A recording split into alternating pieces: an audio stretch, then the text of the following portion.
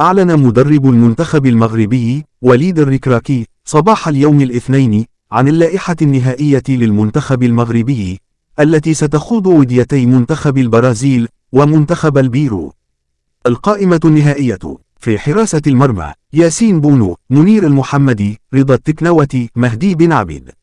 في خط الدفاع أشرف حكيمي، نيف أكرد، غانم سيس، نصير مزراوي، رياض شادي، أشرف داري، جواد الياميقي، عبد القادر أبقر، يحيى عطية الله، أيوب عمراوي. في خط الوسط سفيان أمرابط، عبد الحمد صابيري، عز الدين أونحي، بنجامان بوشوري، بلال الخنوس، عمران لوزا، ياسين كشتا.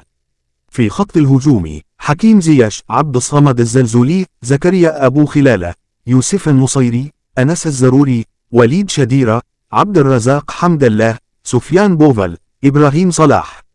وسيواجه المنتخب المغربي نظيره البرازيلي وديا يوم 25 من مارس الجاري بالملعب الكبير لطنجة، على أن يرحل إلى إسبانيا لملاقاة منتخب البيرو يوم 28 من نفس الشهر على أرضية ملعب سيفيتاس متروبوليتانو الخاص بفريق أتلتيكو مدريد.